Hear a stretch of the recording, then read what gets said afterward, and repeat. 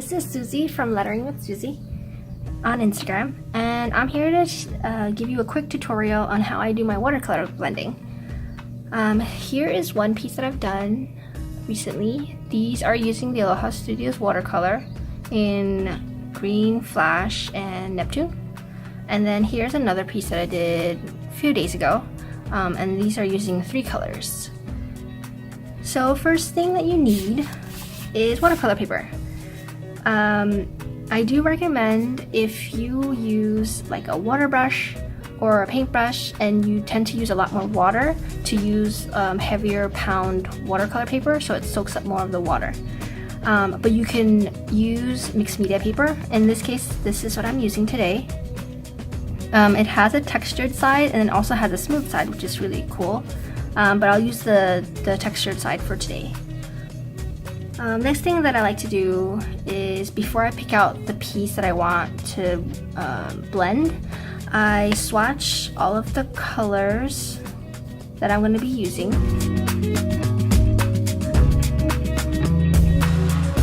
We're going to be using Aloha Studios watercolor today, so I swatched out a whole bunch of different colors.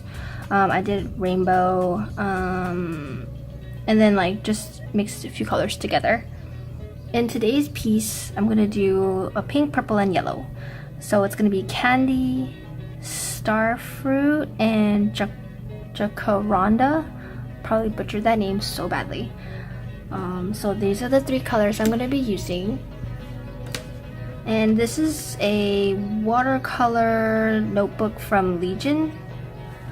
These are just sample papers that they had, and it's just full of all of my watercolors, swatches, blending, it's all in here. So before I actually lay down watercolor, I use a gray brush marker to actually write down the prompt or the word that I'm using. And today we're going to use mahalo, which means thank you. And so I use, in this case, I'm going to use a Bria Reese dual tip marker. You can use any one you want. I usually use Marby. But any one works. Whatever brush pen that gives you that thick downstroke and a thin upstroke, whatever one you want. So let's write this down. And before I actually use the gray marker, I usually go on my iPad and I sketch out the word or the prompt to kind of get how I like the word or the style that I want, because there's different flourishing that I put on there. So that's what I do first, and then I do the gray. So let's get started and do the gray.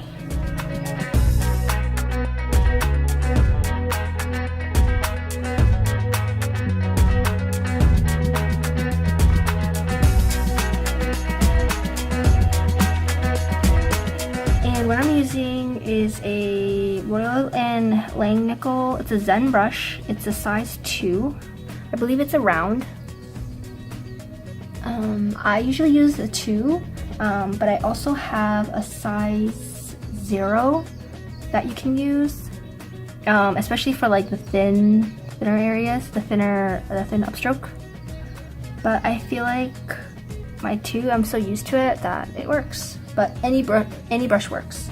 So what I'm going to do is I'm going to add a little water to each of the watercolors. Just use a drop for now. And then of course you need your water. If I'm using darker pigmented watercolor, I use 2 like water cups, because then the color will like stay in the water cup, and then when you like add on to your actual work, it'll like be a little discolored. So you can do it in any order that you want. There's no like actual definitive way of doing it. You can do from light to dark or dark to light, doesn't really matter. As long as you're sure that there's no blending of colors that gives you that brown, which I've done before. But trial and error, right? So I'm going to start off with Candy. You don't need too much watercolor in there. You could actually put it to the side and like on a porcelain plate and do it that way. but I like doing it this way. So what I'm gonna do is start off here and just go over the gray outline. And just to make sure, let your gray outline actually dry, because some of the brush pens, they might be very juicy, so the color will stay on top, and then once you swipe your hand out over it, it'll smear. So give it a few seconds.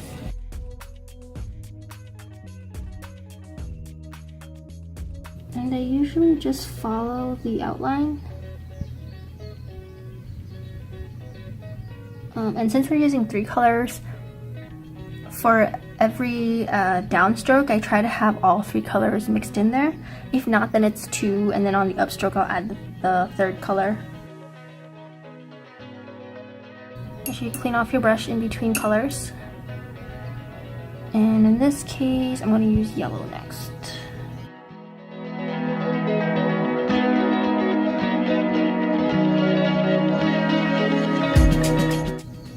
So one thing to note, if the top color is starting to dry, I would layer the second color over top just a little bit and kind of pull the color down. Then I'll clean off the brush and I'll go back with the first color. Go back over since it dried and then pull that one down as well.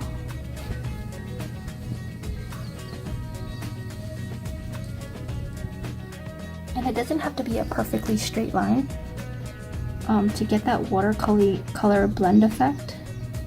Kind of do like just lines coming down, jagged lines, like that.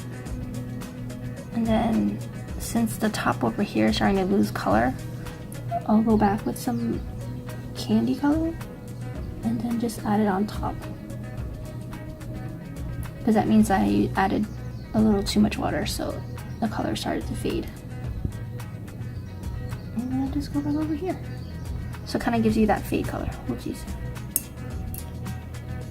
And then now I'll go in with the purple.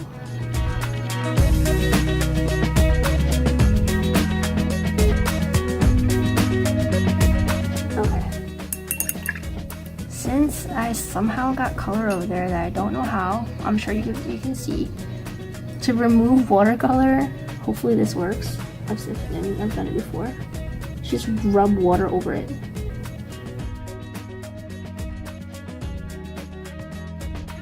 There we go.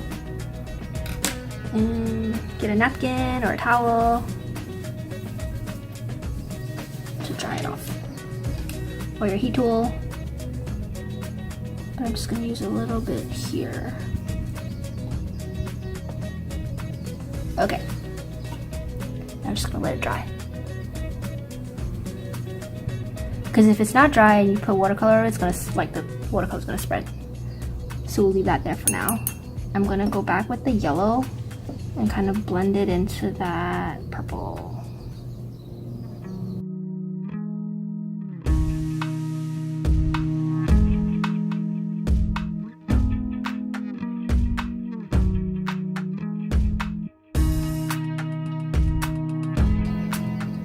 So I usually like to put a little color down here before I actually mix it into the purple, or else when I pull it down, the whole color is going to be mixed. So I'll put it here, and then I'll go back up, kind of add in the pink, and then pull the color down. So if you're first starting out doing this for the first time, I would definitely use watercolor paper. Because there'll be times where too much water is used and then the paper will start to warp.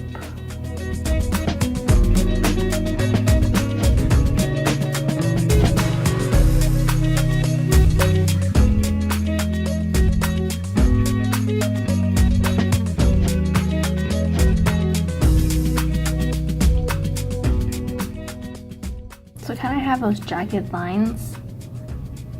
So when you pull the second color into it, it gives you that blend. go in. Try not to have it touch just yet. So you have that pure pink color. Finish off the letter. And then go back in and blend it. And then it's just up to you on how you want to do your color choices. You can do it in the same order, or you can mix it up.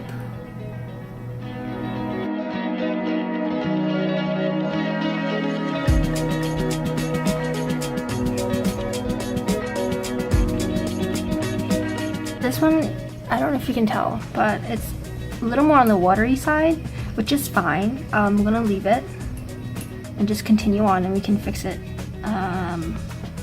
a little bit later after it starts drying.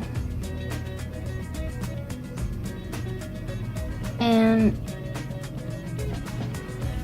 you have two ways of actually doing like the flourishes. Either you can just go straight through and just follow it down, or you can actually stop and then pull the color over.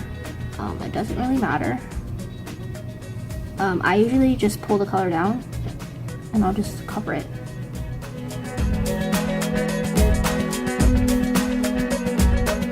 But if you do not have it overlap, when you pull the color through, you can actually get blends that way as well. So either way works. And usually here, if I have a purple, like here I have purple here and I have purple here, I'll do a change of color so they don't overlap. But I'm actually gonna go back with pink since it's close to drying. And I'll just add the pink here to get that blend down.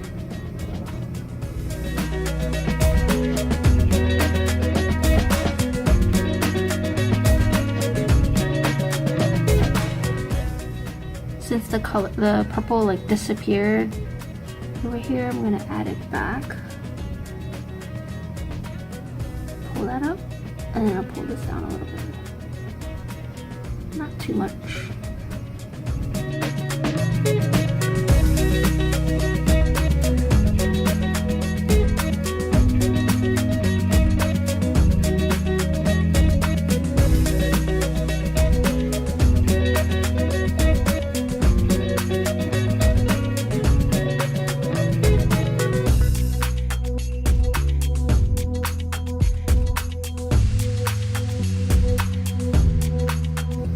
I'm just alternating between colors so as not to have all the same colors touching.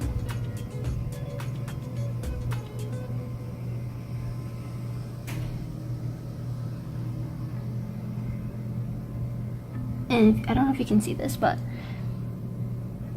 since these three colors are still wet, once you pull color from one, the other kind of pulls into, so it has this natural like watercolor blend effect on its own. Since this is a pink right here and then like a purple on the bottom, I'll try not to put pink up here because then the colors are too close to each other. So I'm gonna do yellow to kind of offset it so you can see. And over here I'm gonna show you what's gonna happen if I don't extend this yellow all the way through.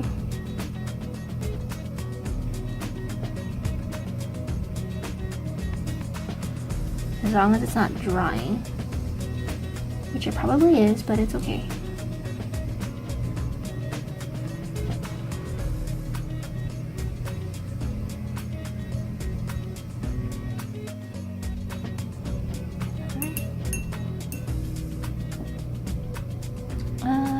Let's go purple.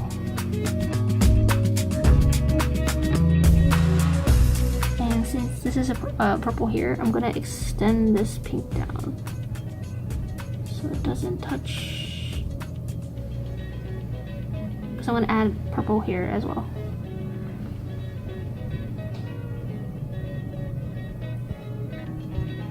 And then here it's all about steady hand.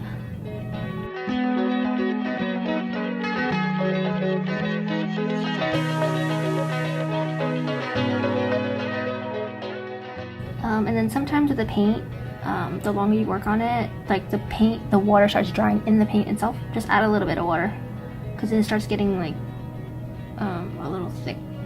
It's starting to dry. So what I like to do, well, I try to do, is have a little extra paint or a little extra water at that tip. So when I add the second color, it'll just naturally blend together.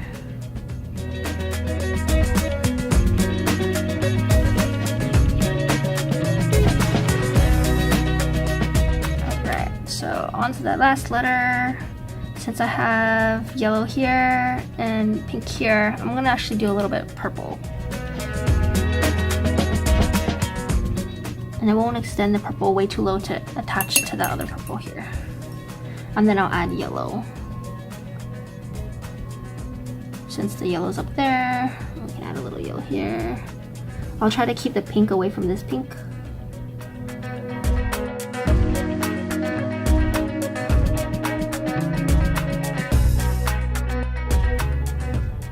Ta-da! Now I'm just gonna let it dry, and then we can go back and kind of fix, like on a certain angle, some of the watercolor is faded, it's not as metallic-y, and I'll go back and just color over it.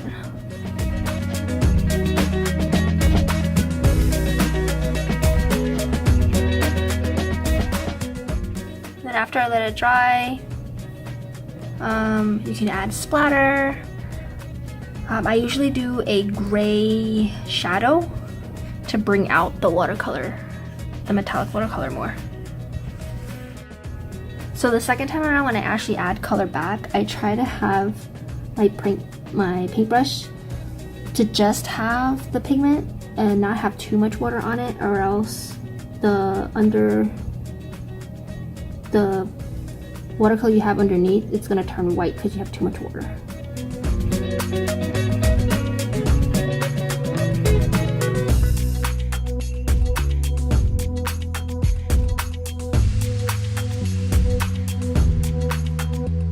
And here you can also fix up the blends if it looks too straight. So just add this back.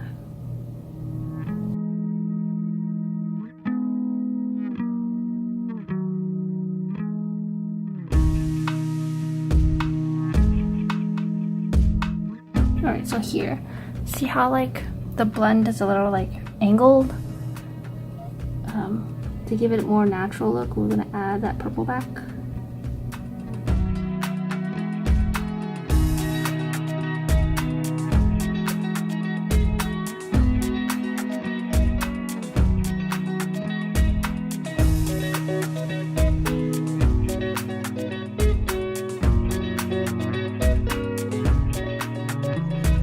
Alright. So now I have it done. I'm gonna leave it and let it dry. So now I take a darker brush pen. This one's a Marvy one now. So it's a little darker than the original. You can tell. See? Yeah. And now I just create my shadow.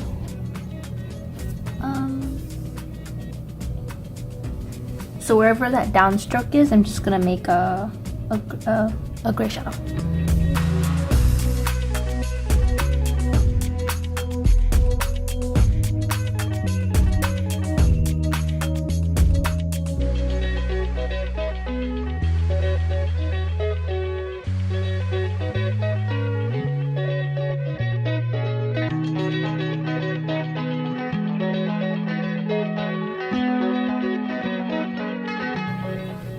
Like so.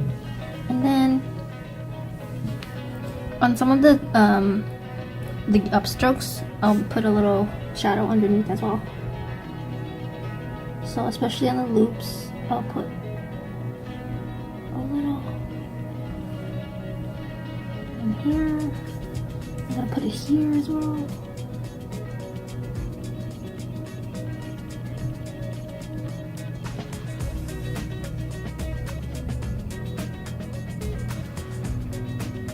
And especially the upstrokes that are a little bit lower than the rest, I'll put it on that one as well.